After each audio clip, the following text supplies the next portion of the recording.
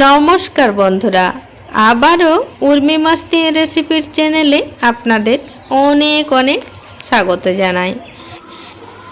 আজ আমি আপনাদেরকে বানিয়ে দেখাবো দারুণ টেস্টি পেঁপের একটি নিরামিষ রেসিপি।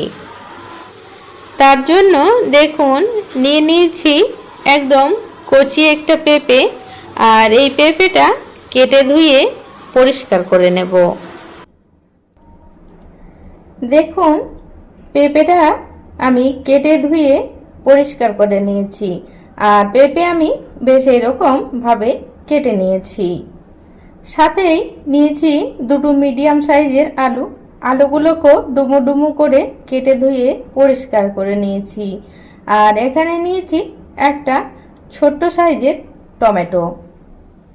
আর এখানে মশলার জন্য নিয়েছি গোটা ধনে, জিরে, পরিমাণ মতো আদা, 3টে কাঁচা লঙ্কা। আমি এখানে 3টে নিয়েছি, আপনারা আপনাদের পরিমাণ অনুযায়ী নিয়ে নেবেন। আর নিয়েছি কয়েকটা মগজ। যে কোনো নিরামিষ রান্নাতে যদি মগজ বা কাজু দেওয়া হয় তাহলে খেতে কিন্তু ভীষণই টেস্টি হয়। আর এর সাথে রয়েছে আরও অন্যান্য উপকরণ, তো সেগুলো আমি রান্নার সময় এক এক করে আপনাদেরকে বলে দেব। আপনারা সম্পূর্ণ দেখতে থাকুন, আশা করছি খুব ভালো লাগবে। তো আমি এই সমস্ত মশলা টমেটো সহযোগে একসঙ্গেই বেটে নেব। এরপর রান্নাটা করে নেব। তার জন্য কড়াইতে দিয়ে দিচ্ছি পরিমাণ মতো সরষের তেল। তেল ভালো মতো গরম হয়ে গেছে, দিয়ে দেব আলু।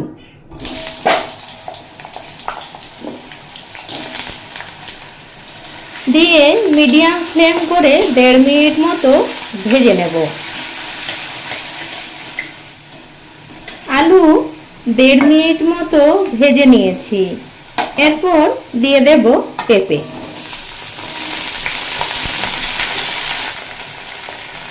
সাথেই দিয়ে দেব স্বাদ মতো লবণ আর পরিমাণ মতো হলুদের গুঁড়ো দিয়ে খুব ভালোভাবে ভেজে নেব, যাতে পেঁপের গায়ে একটা সুন্দর কালার চলে আসে।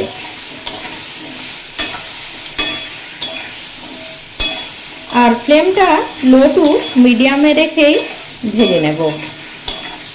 আলু পেঁপে খুব ভালোভাবে ভেজে নিয়েছি।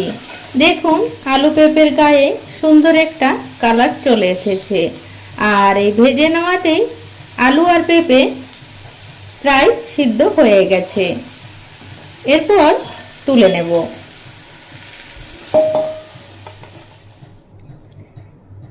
পেঁপে আলু তুলে নিয়েছি।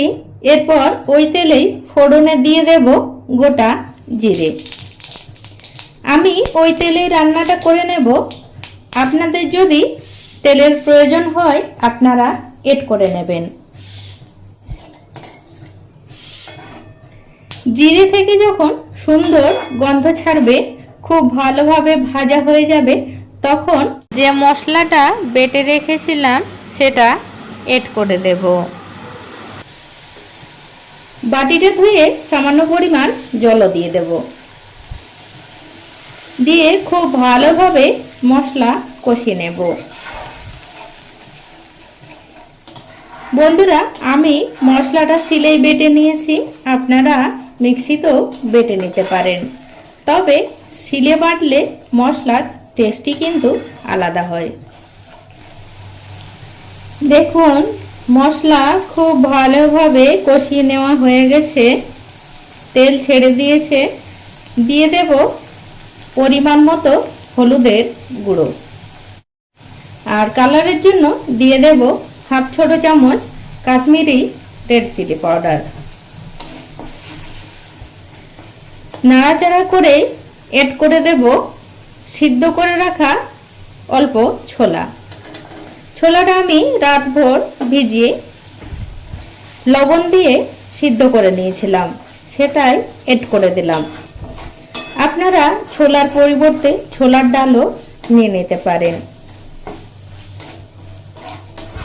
আর এই কাজটা কিন্তু আগে থেকেই করে রাখতে হবে, তাহলে রান্না করতে খুব সুবিধা হবে। মশলার সঙ্গে ছোলা অল্প কষিয়ে নিয়েছি। এরপর এড করে দেব ভেজে রাখা আলু আর পেঁপে, দিয়ে 1.5 মিনিট মতো মশলার সঙ্গে কষিয়ে নেব। আর দিয়ে দেব গ্রেভির জন্য পরিমাণ মতো গরম জল। যে কোনো রান্নাতে যদি গরম জল ব্যবহার করা হয়, রান্নার টেস্ট কিন্তু খুব ভালো আসে। আর আবারও দিয়ে দেব সামান্য পরিমাণে লবণ। এখানে কিন্তু লবণটা অবশ্যই বুঝে দিতে হবে, যেহেতু আগেও লবণের ব্যবহার করা হয়েছে। আর দেব সামান্য পরিমাণে চিনি, এতে টেস্টে একটা ব্যালেন্স আসবে। এরপর ঢাকা দিয়ে কিছুক্ষণ রান্না করে নেব। আলু পেঁপে 7-8 মিনিট মতো রান্না করে নিয়েছি। চেক করে নেব আলু আর পেঁপে ভালো মতো সিদ্ধ হয়েছে কিনা। আলু পেঁপে খুব ভালোভাবে সিদ্ধ হয়ে গেছে। আর গ্রেভিটাও দেখুন একদম মাখা মাখা হয়েছে।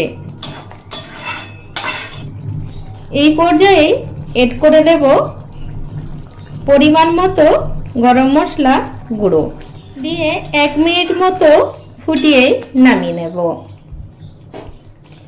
আর নামানোর আগে দিয়ে দেব কিছুটা পরিমাণ ধনেপাতা কুচি। এই রান্নাতে ধনেপাতা দিলে খেতে ভীষণ ভালো লাগে। তো আপনাদের হাতের কাছে যদি ধনেপাতা থাকে তাহলে অবশ্যই দেওয়ার চেষ্টা করবেন।